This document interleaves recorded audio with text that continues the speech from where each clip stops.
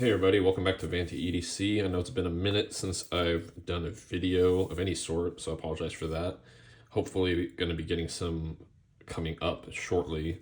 This one is, as you can see and by the title, it's going to be initial impression on a Kershaw, believe it or not, a knife that I've been looking forward to getting my hands on, just the right, I guess the, what do you call it, like the right version for myself. And so yeah, if you recognize this box, Blade HQ box, so you know what that means. Oh yeah, and I forgot. Then also, what is it? That's part of like the timing of when I got this. It was like on a sale, and it came with this other stuff. So I can open that up real quick later. But I also got. So let's see. I've got some rocket glides. To see how they would do in my Voodoo, which honestly has really great action, very smooth. So I don't know how much these would improve them, but I'll try that out at some point. So that'll be probably its own video. And I'm also really interested in, there should be another set of washers in here. Okay, let's just do this business. Boom, there it is. Okay, so, great, now I have all the peanuts everywhere. But anyway, I got washers because I want to try them on both of these. Now, that might seem weird to some people, but some of y'all are in the know that if you polish up washers or break them in, whatever, however you do this, you can get a really smooth action. In my opinion, it can be smoother than bearings. It won't necessarily be as fast as bearings, but anyway, I'm looking forward to putting these in both my Mordax and in my Voodoo as well. So I'm going to try the rocket glides and the washers, probably the washers first, just to see how that affects the action and whatnot. Because I like the fact that the washers prevent the action from getting gunked up as easily. So anyway, we're just going to go into this one first because this is the main star of the show. And so yeah, this is a type of knife that I've never owned before. Actually, that's not true. I've never carried before, I should say. I've not had real world use with this type of knife. And what I mean by that is this is an OTF. And so if you've been paying close attention to the OTF world as of late, then you might know what this is when I say Kershaw and Livewire. Or, well, I just gave it away. So, weird. This is the Kershaw Livewire, which is their first OTF ever. It is a matte Diskin design, I believe. And so I actually have handled one briefly at a local store to me, but I never bought it. But at the time when I got this, Blade HQ was doing a pretty good sale on it. So yeah, this is a knife that I've been wanting to get because the action is very smooth compared to other OTFs that I've handled before. It's not nearly as tough to actuate and such. So, and then on top of that, this comes with MagnaCut as the blade. So this is the overall, the chassis, instead of calling it scales the way you would with like a traditional folder. The chassis is aluminum. I'm not sure if this is anodized or if this is DLC'd, but it's one of the two. You can see there's a clip here. It says Kai USA there with the USA. So this is a USA made OTF. Obviously, a lot of Kershaws are made in China or overseas, but their launch line, their auto line, and I guess this as well, are made in the US or assembled. I don't know how technical they are with that. So yeah, looks good from the outside. You know, inspecting this, there's a lot of different things compared to a folder. There's not the same things to look for and whatnot. So yeah, we're just gonna go ahead and open it. Nice. All right. So, yep. Here we go. So as you can see here, let's see if I can get the thing to focus. Focus on for me, please. Does it want to focus? It really doesn't want to focus, huh? Okay, well, I apologize for that. My phone is not wanting to focus, but it says MagnaCut here. Mentions Matt Diskin's name there. Model number is 9000, black, BLK. And so, yeah, and it has a serial number? Interesting. Yeah, I didn't realize they serialized these. Wondering if that's just for this like version or whatever. So this has a DLC blade. The very first Livewire they produced had a stone wash or some sort of like nude finish, not a DLC finish. And so yeah, it is an OTF. So unless you have a Hawk deadlock, there is play that is just apparently comes with the territory. It's kind of unavoidable. But yeah, let's see.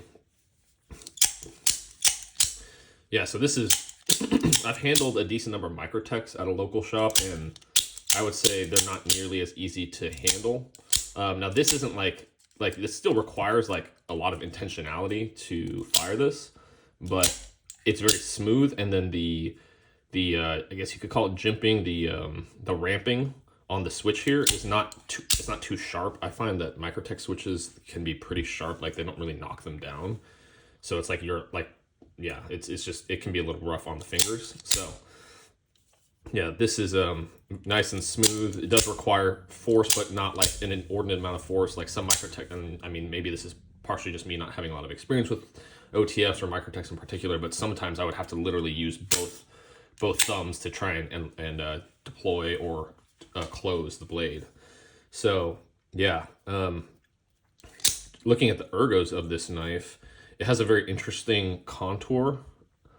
So it has like a kind of like I wouldn't call it a true choil, but it has a scallop here, a longer one here, and then kind of it starts tapering towards the tail end of the chassis, and that's like at the front of the chassis. And then on the spine, like the back side, the spine, whatever you want to call it, there's this jimping here, and I guess there's actually, oh yeah, there's also jimping here along the pseudo choil thing. So holding it like in a standard like grip feels, I don't really feel any, like, let's see, I guess if you hold it back here, holding it back here, and like then I'm able to rest this into the base of my palm there. This feels fine. And then choking up on it and putting my thumb against the spine of the blade. Also no hot spots. Like this clip is super low profile. Not very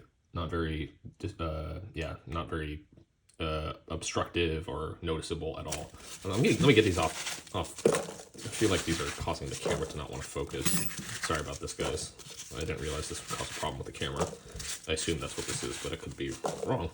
Let's just get this all out of here. Note to self, do not dump the peanuts next time. Okay, so let's see. Will it focus now? Maybe get these knives out of the way. Focus now.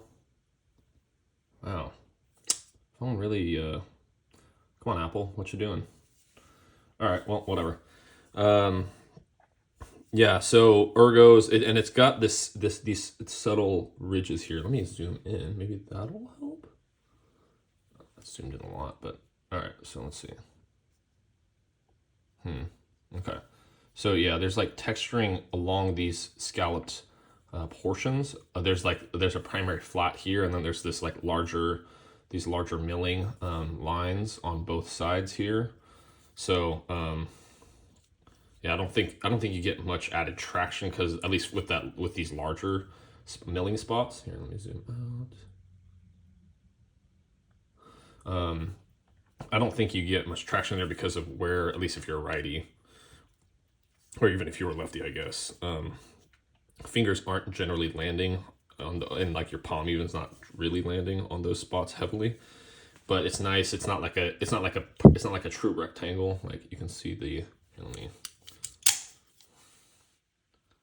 see, so you can see the profile here. It is like, I don't know if contoured is the right term, but it has facets to it. It's not like just a perfect 90-degree rectangle on all four sides of the case, the chassis, I mean.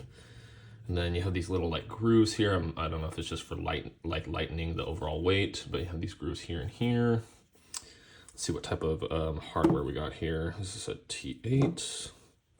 Not that I would encourage. I think it might be T6, something T8.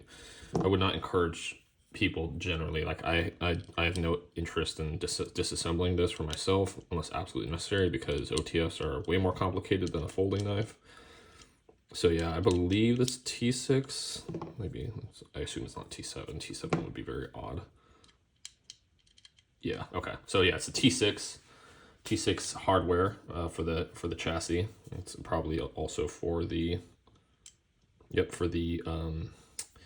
for this clip here. Yeah, some people have mixed feelings about the angle, I guess, of the clip or the style of the clip. We'll see after I get some time carrying this, how I feel about it personally. I've people that have used it, I've heard, have like other YouTube reviewers, I've heard good things about the clip actually, so I'm not too concerned about it.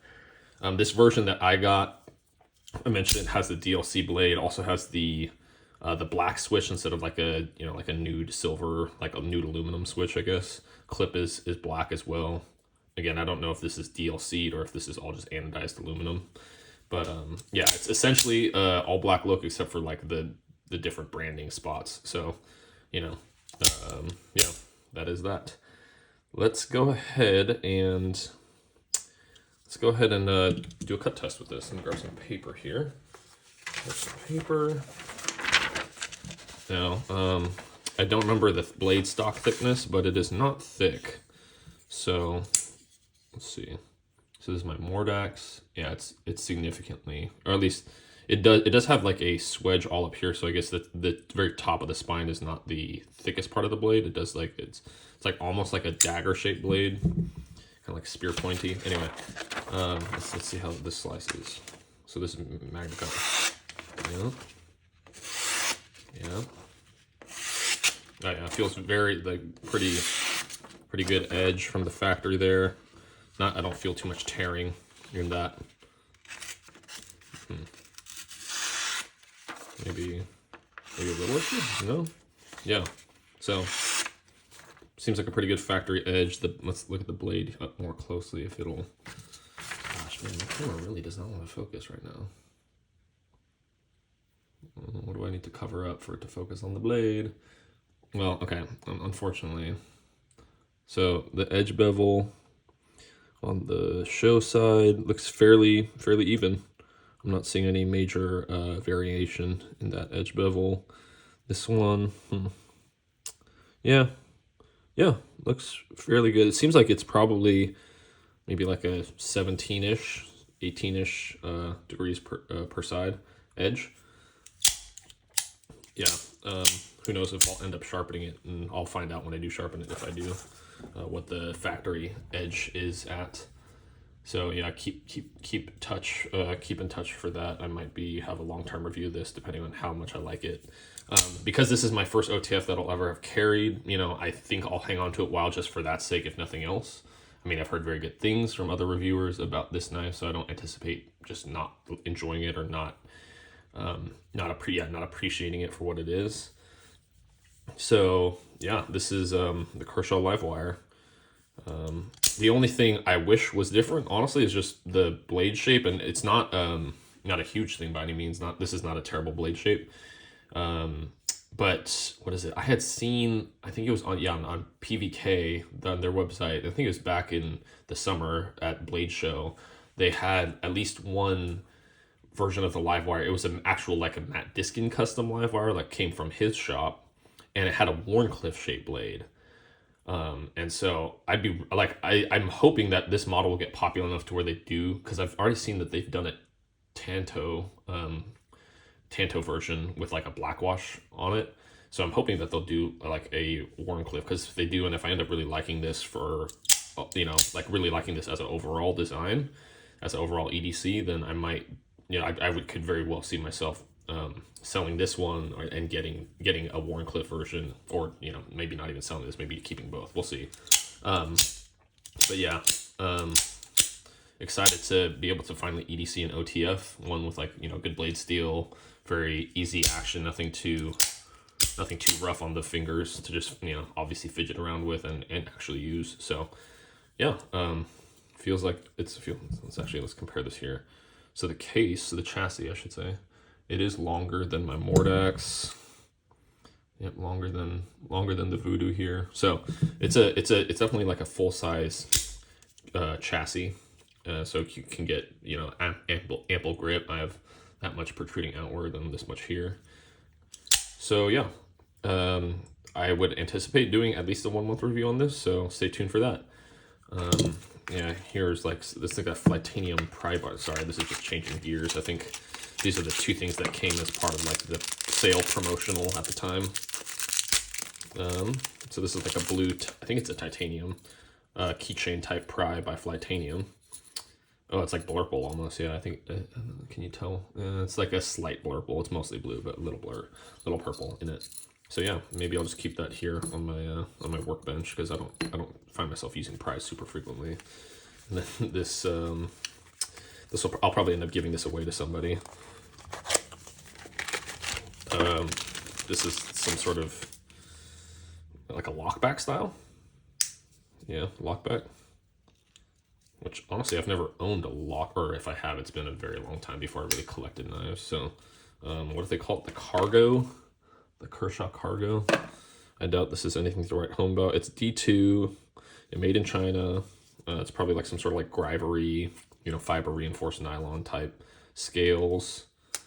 Yeah, deep carry clip. I mean, that's nice. I guess it's fairly thin, so very no one came here for this, so I'm not gonna belabor this. But anyway, that's something. I'll probably just give it to someone who I think could enjoy a knife.